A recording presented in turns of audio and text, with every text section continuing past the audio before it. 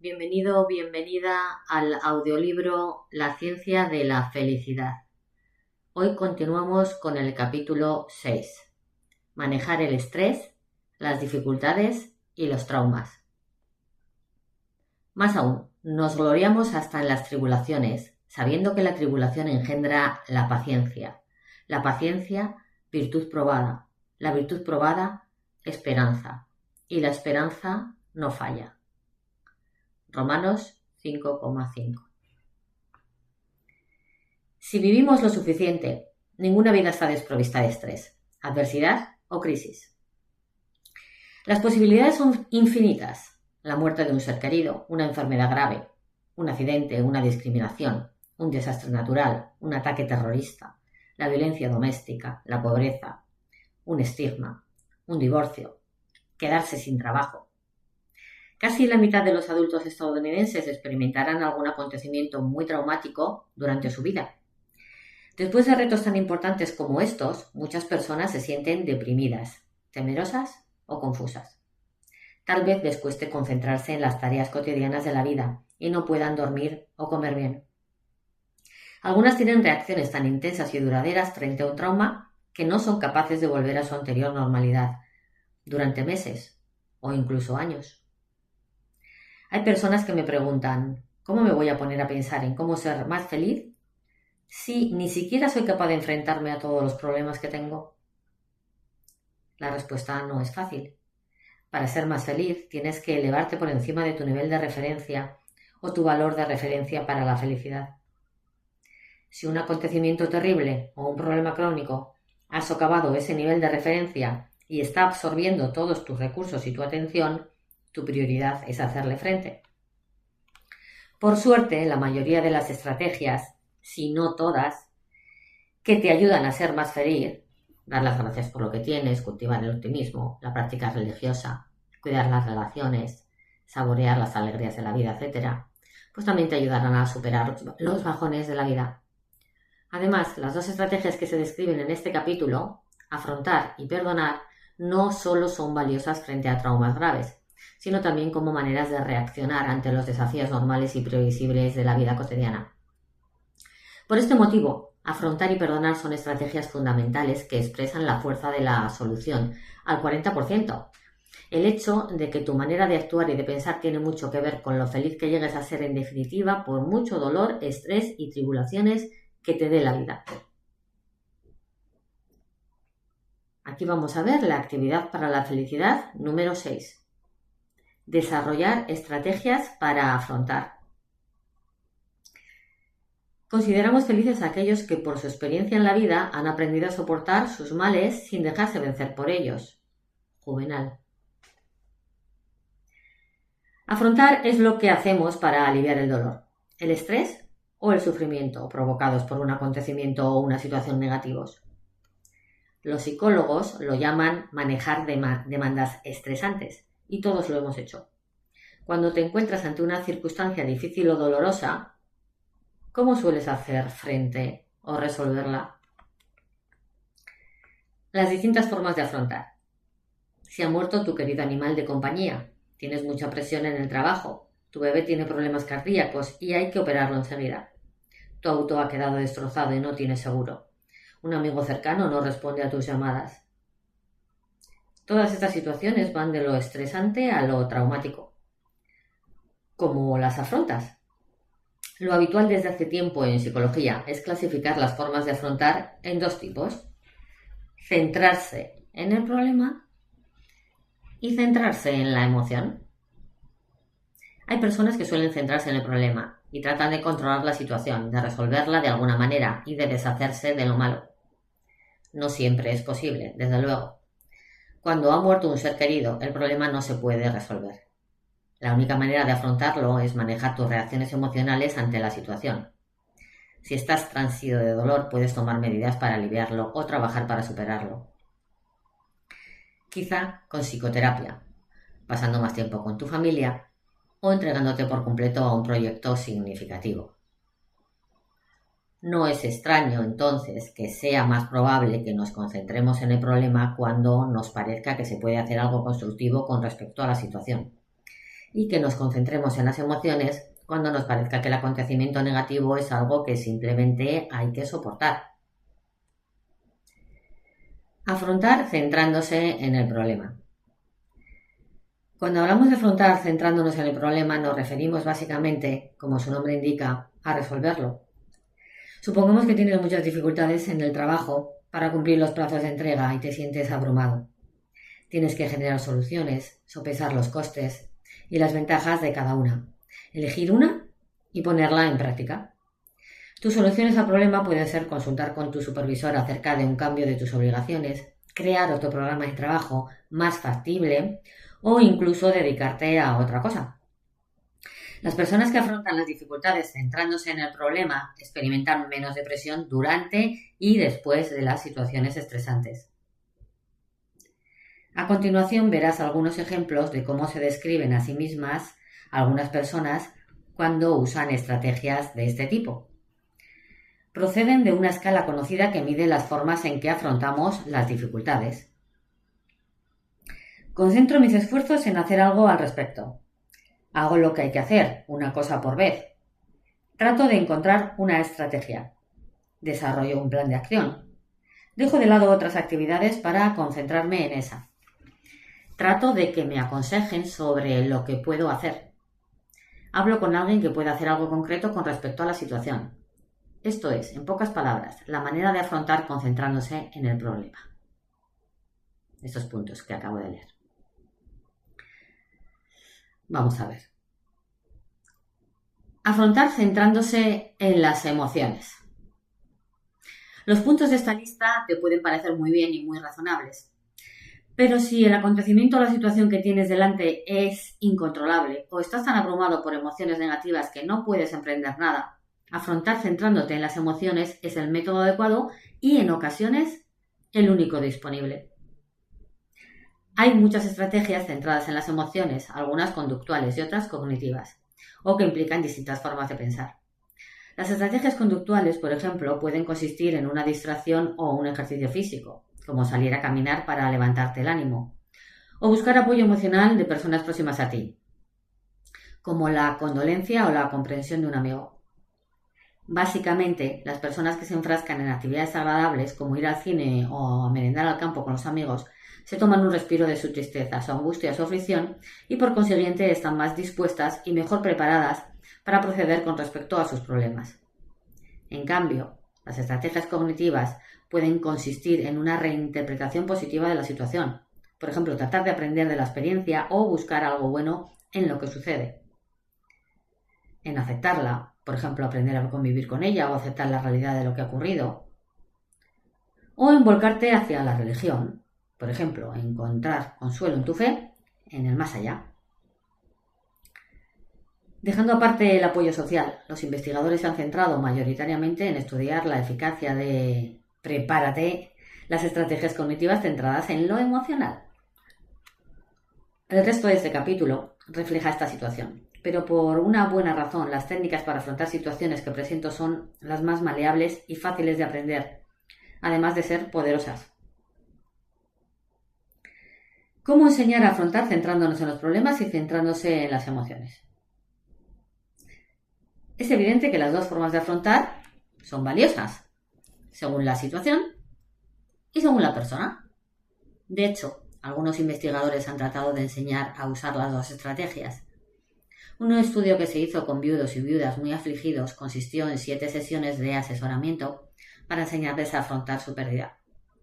Al final, todos dijeron que se sentían un poco menos afligidos, pero los hombres sacaron más provecho de las estrategias centradas en las emociones y las mujeres de las centradas en el problema.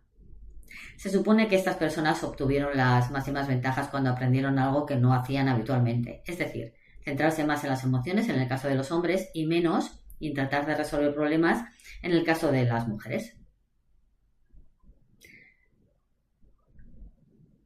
Repito, se supone que estas personas obtuvieron las máximas ventajas cuando aprendieron algo que no hacían habitualmente, es decir, centrarse más en las emociones en el caso de los hombres y menos en tratar de resolver problemas en el caso de las mujeres. Otra investigación demuestra que afrontar tanto concentrándose en el problema como concentrándose en las emociones es fundamental cuando se trata de problemas crónicos. Por ejemplo, unas mujeres que tenían problemas de esterilidad desde hacía tiempo asistieron a sesiones de entrenamiento durante 6 semanas para aprender a usar las dos maneras de afrontar la situación. Al aprender estrategias centradas en lo emocional, estas mujeres estuvieron menos afligidas por su situación. Por ejemplo, en comparación estuvieron menos deprimidas en el seguimiento que se hizo al acabar el estudio. Y aprender estrategias centradas en el problema las ayudó a resolverlo. Por ejemplo, la mayoría de las que aprendieron este tipo de estrategias al final pudieron ser madres. Ver el lado positivo del trauma. Imagina que tienes 4 hijos y ves que tu marido se está muriendo de la enfermedad de Lou Gehrig y que lenta y dolorosamente va perdiendo su capacidad para jugar con sus hijos, vestirse y comer solo, hablar, mover la cabeza y sonreír. Lynn tuvo que hacer frente a esta situación desgarradora. A medida que se acercaba al final, le dijo a un médico que sentía que se le venía encima un tren de mercancías. «Es que se te viene encima un tren de mercancías», le respondió él. La respuesta de Lynn fue apreciar los momentos que le quedaban con su esposo. «No pretendo ser la eterna optimista, pero pasé 20 años maravillosos con aquel hombre, y hay personas que no han sido tan felices como yo ni siquiera un día. He tardado 6 meses desde la muerte de Charlie en darme cuenta de que aquella sensación no va a desaparecer jamás. Es como el Gran Cañón. Es un agujero inmenso y duele muchísimo, pero es hermoso». Un colega mío perdió a su mejor amigo y más estrecho colaborador, un científico brillante, que murió brusca y cruelmente a causa de un cáncer, interrumpiendo una asociación mágica que había durado 27 años. «No hay nadie más afortunado que yo», dijo recientemente en un homenaje a su amigo. «Ojalá cada uno de nosotros tenga un colaborador tan maravilloso como el que tuve yo». Ver el lado positivo del trauma consiste en encontrar algo bueno o valioso, no hay mal que por bien no venga, en una pérdida o en un acontecimiento negativo de tu vida. Es como cambiar la perspectiva de la vida, sentir que la vida tiene más valor o tener una sensación de crecimiento personal. Aunque a primera vista puede parecer sumamente difícil, si no imposible, convencerte de que tu vida ha mejorado en muchas formas positivas después de un trauma importante, los psicólogos han observado este fenómeno en numerosos estudios y poblaciones. En personas desconsoladas, pacientes de cáncer, víctimas de un accidente cerebrovascular y hombres seropositivos, entre otros. De hecho, entre el 70 y el 80% de las personas que han perdido a un ser querido encuentran algo bueno en su experiencia. Por ejemplo, un estudio innovador que ahora ya es un clásico ha llegado a la conclusión de que las mujeres que han sobrevivido a un cáncer de mama han dicho que su vida había cambiado, a menudo para mejor, después de que la enfermedad se había desarrollado. Eso dijeron 2/3 de las mujeres entrevistadas, muchas de ellas con diagnósticos no demasiado buenos.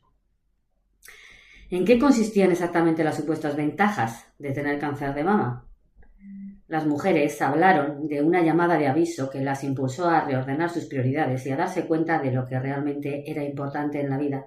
Por lo general, la familia antes que el trabajo. De decidir dedicar más tiempo a sus relaciones más importantes y menos a cosas como las tareas domésticas o a ocuparse del jardín. Curiosamente, muchas de estas mismas mujeres parecían tener una percepción sesgada de sí mismas y de su enfermedad. Por ejemplo, decían que podían controlar la evolución de su cáncer, como evitar su repetición mediante la nutrición y el ejercicio, cuando las pruebas médicas indicaban a las claras que era imposible. O se sentían muy optimistas acerca de su prognosis. Por ejemplo, decían que habían vencido al cáncer, cuando la realidad era que se estaban muriendo. Además, por lo menos 70 de las 72 supervivientes al cáncer que fueron entrevistadas afirmaron que estaban sobrellevando la situación mejor que la media, lo cual, como es natural, es imposible estadísticamente. ¿Es posible que estos puntos de vista fueran adaptativos? La evidencia empírica demuestra que así es. Las mujeres que manifestaban estas creencias tan optimistas estaban, según sus oncólogos y los psicólogos clínicos expertos, y también según ellas mismas, perfectamente sanas y equilibradas mentalmente. Además, no parece que estos puntos de vista demasiado positivos les hicieran mal, ni siquiera cuando sus convicciones no se confirmaban en absoluto. Por ejemplo, cuando volvían a tener cáncer. Curiosamente, la notable capacidad de estas personas para captar lo bueno de sus duras pruebas se ha observado también en personas que afrontan de forma efectiva diversas enfermedades, incluidos los portadores de VIH, los que tienen SIDA y los enfermos cardíacos. En síntesis, ver el lado positivo de los acontecimientos negativos de la vida es una estrategia sumamente efectiva para afrontar diversas situaciones e implica ver algo de valor en una pérdida o en un trauma. Algunas personas sostienen que sus relaciones se han beneficiado, que son más profundas, importantes y significativas después del trauma que antes. Por ejemplo, en un estudio de los cuidadores de los pacientes que estaban ingresados en residencias para enfermos desahuciados en la zona de la Bahía de San Francisco, las personas que habían perdido recientemente algún ser querido informaban de que había mucho apoyo y una camaradería que creo que solo se manifiesta cuando ocurre algo así. Y he aprendido y he visto muchas cosas positivas en la gente. Estaban radiantes. Otros cuidadores encuentran consuelo exento de culpabilidad en el final de los cuidados constantes que una muerte proporciona de forma natural.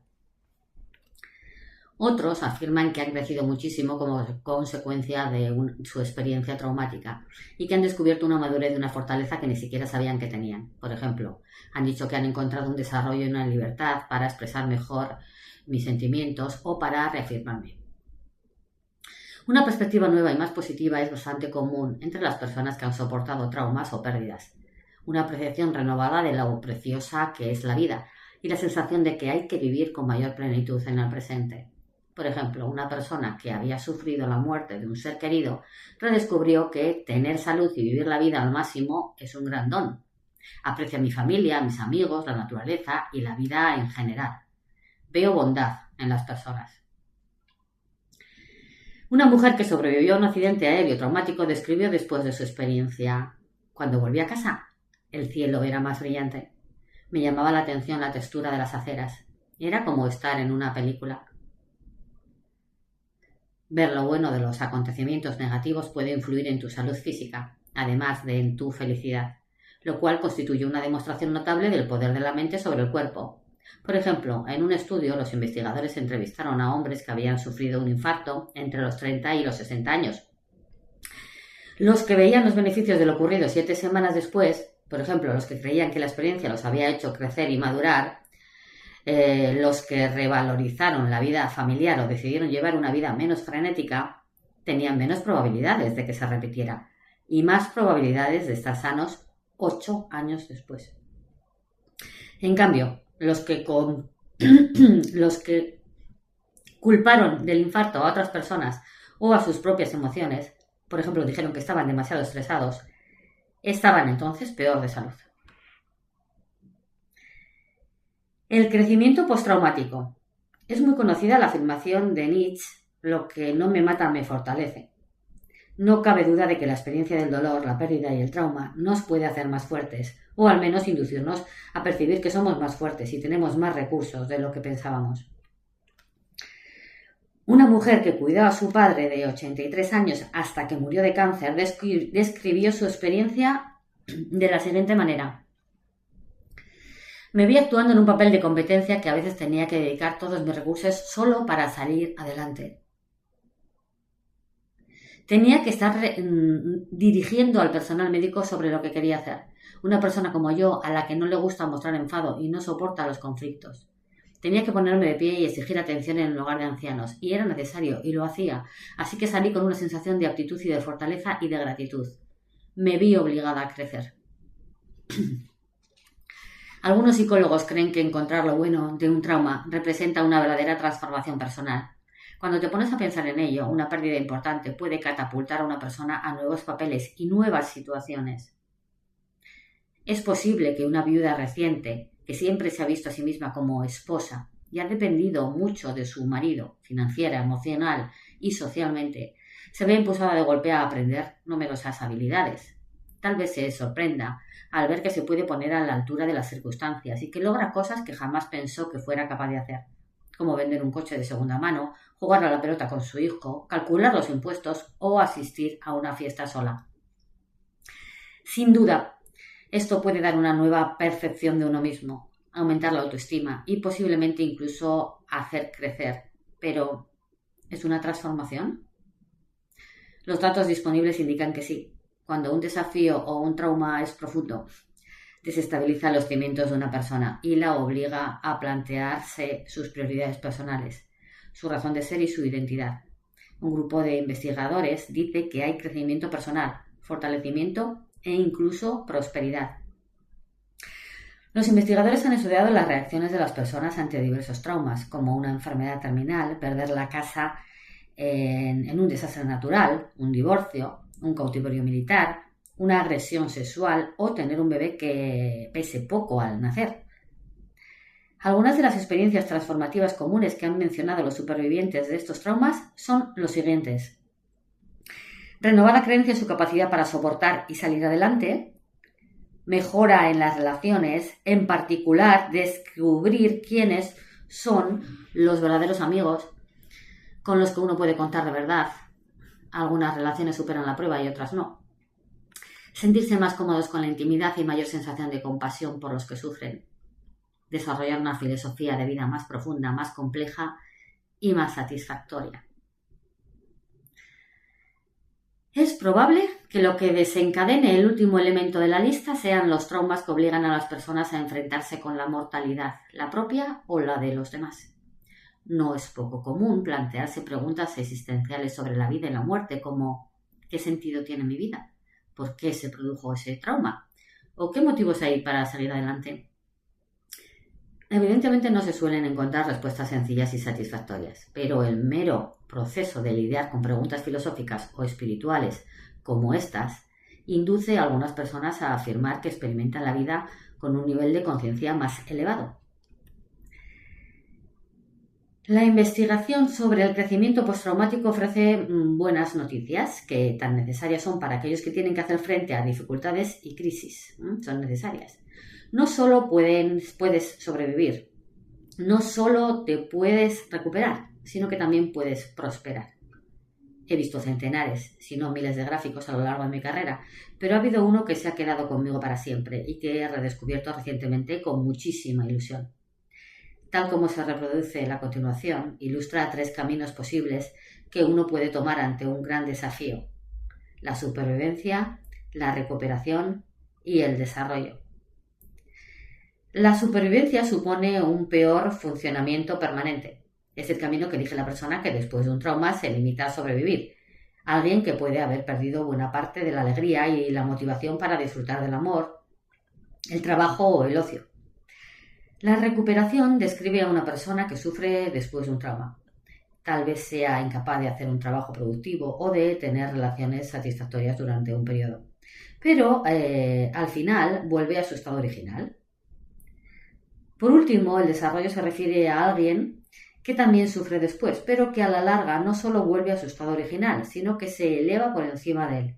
Esta persona ha experimentado una transformación. ¿Cómo se consiguió esto? Los psicólogos señalan ejemplos de la vida real, como este de una persona a la que le diagnosticaron cáncer metastásico.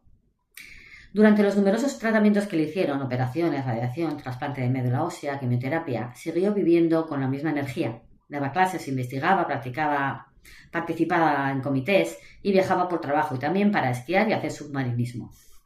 Cuando su oncólogo se mostró sorprendido de que el tumor ni aumentaba ni disminuía, destacando que no es lo que suele hacer el cáncer, que nunca se queda quieto tanto tiempo, ella le respondió riendo: «Es que estoy viviendo la vida tan rápido que no me puede atrapar». Aunque parezca sobrehumana, reconoce que ha sentido dolor, temor e incertidumbre, pero afirma que su vida después del cáncer ha adquirido más sentido y que muchas otras mujeres de su grupo de apoyo para enfermos de cáncer comparten la misma opinión. Dice que se siente más segura de sí misma, menos exigente y más contenta, y explica que su espiritualidad es en parte la causa de su crecimiento postraumático. Ahora está convencida de que todo lo que se le presenta, ya sea positivo o negativo, le brinda la ocasión de redimirse. Sin embargo, algunas veces las barreras para prosperar son inmensas y requieren estrategias difíciles y creativas. Preguntaron a una superviviente de un campo de concentración cómo pudo seguir adelante y superar una experiencia tan espantosa como aquella.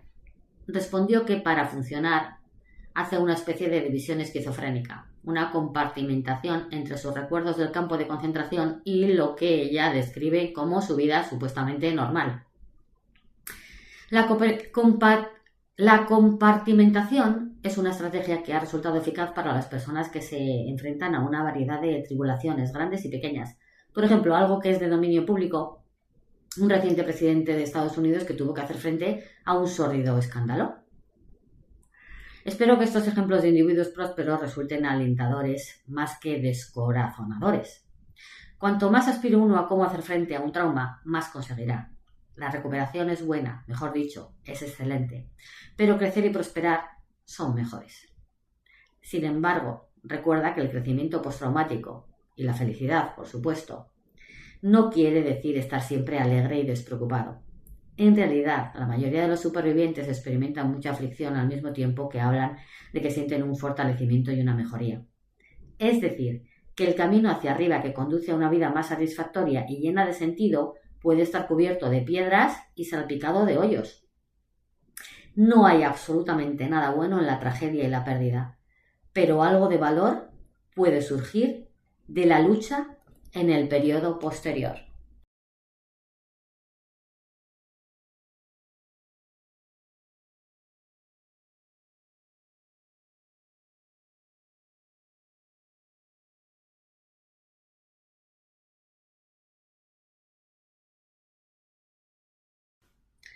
Estrategias específicas para afrontar. Si afrontar es una estrategia que quieres desarrollar, elige una de las 3 recomendaciones siguientes. Voy a enumerar las 3. Encontrar sentido mediante la escritura expresiva. Ver el lado positivo del trauma mediante la escritura o la conversación. Y afrontar a través de cuestionar los pensamientos. Voy por cada una. Encontrar sentido mediante la escritura expresiva. Hace unos años, James Pennebaker emprendió una investigación para averiguar si escribir acerca de una experiencia traumática o perturbadora podría afectar a nuestra salud y nuestro bienestar. El procedimiento que desarrolló ha sido adoptado por muchos otros investigadores, entre los que me incluyo. Si fueras a participar en uno de los estudios típicos de Pennebaker, te invitarían a un laboratorio, te darían un montón de papel, o en épocas más recientes una pantalla de ordenador, y dándote garantías de confidencialidad te pedirían que escribieras acerca de alguna de las experiencias más inquietantes o dolorosas de tu vida. Te animarían a describir la experiencia en detalle y a explorar al máximo tus reacciones personales y tus emociones más profundas. Escribirías durante unos 15 a 30 minutos y te pedirían que volvieras y siguieras escribiendo acerca de la experiencia durante un total de 3 a 5 días seguidos. A los participantes del grupo de control habitualmente les pedirían que escribieran durante el mismo periodo, pero sobre temas neutros, como su programa diario de actividades, sus zapatos o la distribución de su sala de estar. La cantidad creciente de resultados en este ámbito revela que este tipo de escritura expresiva sobre acontecimientos traumáticos del pasado tiene numerosas consecuencias beneficiosas. En comparación con los grupos de control, las personas que pasan 3 días analizando en un diario sus pensamientos y sus sentimientos más profundos sobre alguna experiencia terrible o un trauma, acuden menos veces al médico en los meses posteriores a las sesiones de escritura. Les funciona mejor el sistema inmunitario, manifiestan menos depresión y aflicción, obtienen calificaciones más altas y tienen más probabilidades de encontrar otro empleo después de estar en el paro. Estos efectos se han encontrado en una amplia variedad de personas sanas y enfermas, jóvenes y ancianas, pobres y ricas, y residentes en Europa, en Sudeste Asiático y América del Norte. En un principio los investigadores pensaron que los beneficios de la escritura expresiva en un diario acerca de un trauma se debían a una catarsis emocional, es decir, porque el acto de escribir nos permite superar nuestra inhibición con respecto al trauma, al dar rienda suelta a nuestras emociones. Sin embargo, esta hipótesis ha sido muy cuestionada. Parece que el mecanismo decisivo es la naturaleza del proceso de escritura en sí, que nos ayuda a comprender, aceptar y encontrar una explicación a nuestro trauma. Encontrar sentido en el trauma mediante la escritura también parece reducir la frecuencia y la intensidad con las que nos asaltan pensamientos importunos al respecto. Inoportunos. Muchas veces me he preguntado por los motivos que hacen que escribir un diario sea tan especial y eficaz. ¿Por qué el hecho de convertir en palabras y oraciones nuestras emociones, pensamientos e imágenes acerca de un acontecimiento que nos angustia mucho hace que cambiemos nuestra manera de concebirlo? Supongamos que has tenido un desengaño amoroso, o que has sido víctima de una agresión física terrible, o que tu madre, sana y activa, le han diagnosticado Alzheimer. Es posible que te encuentres elucubrando sobre la experiencia, aunque se supone que has de concentrarte en otra cosa, y es posible que te preocupen imágenes y pensamientos inoportunos. Escribir sobre la experiencia en un diario te obliga a organizar y a integrar esos pensamientos e imágenes dentro de una narración coherente. Por naturaleza, el lenguaje es sumamente estructurado. En realidad es posible que el mero hecho de escribir oraciones te obligue a pensar en términos causales. Por ejemplo, es probable que A haya llevado a B, lo que pudo conducir a C, provocando así un análisis que tal vez te ayude a encontrarle sentido, comprenderlo mejor y, en definitiva, darte cierta sensación de control. Cuando una experiencia tiene estructura y sentido, parece mucho más manejable y controlable que cuando se representa mediante una mezcolanza de pensamientos e imágenes caóticos y dolorosos. Por ejemplo, Pim Baker y sus colaboradores comprobaron que cuantas más palabras causales usaron las personas, como por qué, inferir, causar, y más palabras relacionadas con la percepción, como comprender, darse cuenta, ver, en el transcurso de sus sesiones de escritura sobre algún tema que les angustiaba, más mejoraba su salud. Si escribir ayuda a las personas a encontrar un mínimo de sentido y soluciona su trauma, tal vez sus reacciones emocionales frente a este le resulten más fáciles de manejar y las elucubraciones indeseadas le provoquen menos inquietud. El proceso de narrar tu experiencia o de contar una historia puede llevarte a aceptarla. Además, escribir supone registrar tus pensamientos en el exterior, ya sea en la página de un diario o en un documento de Word, y esto te puede servir para descargarte, al registrar tus emociones, tus pensamientos y tus recuerdos fuera de ti, lo cual te permite superar tus preocupaciones. Por consiguiente, para tu primer ejercicio sobre la manera de afrontar, consigue una libreta, un ordenador portátil, un diario o una hoja de papel y sigue las instrucciones que recibieron los participantes en el estudio de Pim Baker. Durante los cuatro próximos días, quisiera que escribieras acerca de tus pensamientos y sentimientos más profundos con respecto a la experiencia más traumática de toda tu vida. Al escribir, quisiera que me dieras rienda suelta y analizaras tus emociones y tus pensamientos más profundos. Puedes asociar el tema con tus relaciones con los demás, incluidos tus padres, tus compañeros sentimentales, tus amigos o tus familiares, o con tu pasado, tu presente o tu futuro. Con quién has sido te gustaría ser o eres en este momento. Puedes escribir sobre las mismas cuestiones o experiencias generales todos los días o sobre un trauma diferente en cada ocasión. Como mínimo tendrías que escribir 15 minutos por día y durante varios días seguidos, el tiempo que sea necesario. Ten paciencia y sé persistente y verás cómo van apareciendo las ventajas.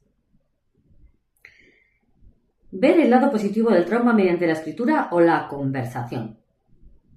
Como ves, la escritura expresiva es bastante indefinida. Puedes escribir lo que quieras sobre tu pérdida o tu trauma mientras trates de expresar tus emociones con sinceridad y en su totalidad. El segundo ejercicio para afrontar situaciones que quiero presentar también consiste en escribir un diario, pero de forma más controlada. De lo contrario, se puede hacer mediante la conversación con un confidente que te apoye. Se sigue una secuencia de 3 pasos con el objetivo final de sacar provecho del dolor. En primer lugar, ya sea mediante la escritura o la conversación, reconoce que tu pérdida o tu trauma te han provocado mucho dolor y sufrimiento. A continuación, piensa en lo que hayas hecho durante tu pérdida o en la respuesta a ella y de lo cual te sientes orgulloso. Si se te ha muerto un familiar, puede que te hayas esforzado mucho por hacerle más agradables los últimos días de vida. Si tu matrimonio ha fracasado y has caído en la depresión, tal vez te esforzaste mucho durante las jornadas laborales para estar bien, al menos delante de otras personas que dependían de ti. A continuación, piensa en lo mucho que has crecido como consecuencia de tu pérdida. ¿Sientes que tienes otra perspectiva de la vida, aunque sea negativa? ¿Te parece que ahora eres más comprensivo o más agradecido o más sensible o más paciente o más tolerante o más abierto? Por último, piensa de qué manera el trauma ha afectado a tus relaciones de forma positiva. ¿Se ha fortalecido alguna de ellas de alguna manera? ¿Se ha vuelto alguna de ellas más estrecha o más íntima o te ha brindado más apoyo?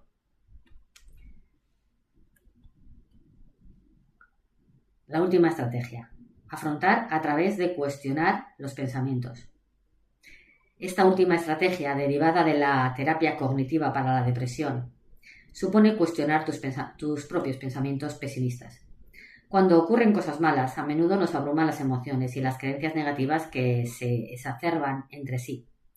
Nunca tendré novio, no soy nada atractiva, mi hijo no me respeta, fue culpa mía que la noche que saliéramos fuera un desastre. De un momento a otro suprimirán mi puesto de trabajo. Estos pensamientos suelen ser automáticos y son claramente pesimistas, distorsionados o con tendencia a la negatividad. Un ejercicio útil consiste en seguir, por escrito, los 5 elementos de la técnica del cuestionamiento ABCDE, por sus siglas en inglés. A por adversidad, B por creencia, en inglés belief, C por consecuencia, D por cuestionamiento, en inglés dispute, y E por energizar. Los pasos son los siguientes, por este orden. 1. Escribe la naturaleza de la adversidad, el acontecimiento malo o el problema al que te enfrentas. Por ejemplo, hace 3 semanas que mi mejor amiga no me llama. 2. Identifica cualquier creencia negativa que este problema haya suscitado. Por ejemplo, seguro que me odia o me aterra que me considere demasiado aburrida. 3. Apunta a la consecuencia del problema, cómo te sientes y actúas en consecuencia. Por ejemplo, me siento fatal y sola, o nunca se me ha dado bien conservar a los amigos, o no iré a la cena este fin de semana. 4. Cuestiona la creencia negativa, ponla en duda y piensa en otras razones posibles. Por ejemplo, a lo mejor está muy ocupada. Recuerdo que dijo que tenía un contrato importante en el trabajo.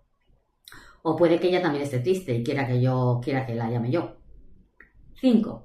Plantearte explicaciones más optimistas para tu problema puede llenarte de energía y levantarte el ánimo, para que estés menos ansioso y seas más optimista. Por consiguiente, la táctica del cuestionamiento ABCDE supone en esencia discutir con tus propios pensamientos claramente pesimistas en lugar de dejar que sean ellos los que te dominen. Tal vez te hayas fijado en lo relacionadas que están las distintas partes, de la A a la E. Nuestras reacciones a la consecuencia ante el acontecimiento adverso, la adversidad, están determinadas en gran medida por nuestras creencias e interpretaciones acerca de por qué se produjo el acontecimiento malo y lo que supone para nosotros. Una interpretación más optimista, más alentadora, más generosa cambia nuestra reacción y nuestro punto de vista, las consecuencias, y nos llena de energía.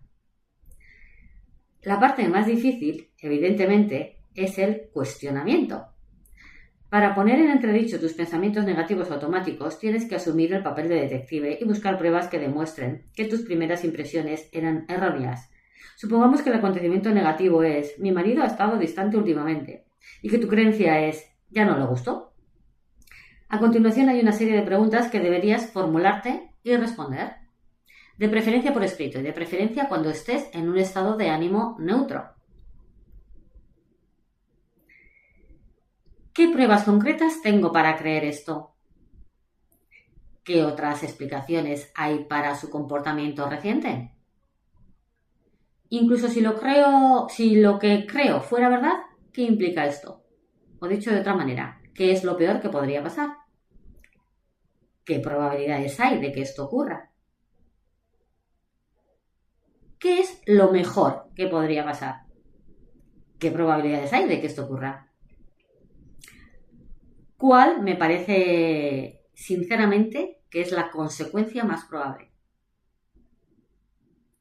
¿Me resulta útil esta creencia? ¿Qué me proporciona? Por último, ¿qué pienso hacer para resolver el problema? Si este capítulo te ha hecho reflexionar, déjame un like. Así sabré que este contenido también está aportando valor a tu vida. Si quieres seguir profundizando, suscríbete, porque en los próximos capítulos vamos a seguir con diferentes prácticas. Y si sientes que quieres ir un paso más allá, y trabajar tu bienestar de forma más personal y acompañada, puedes ponerte en contacto conmigo.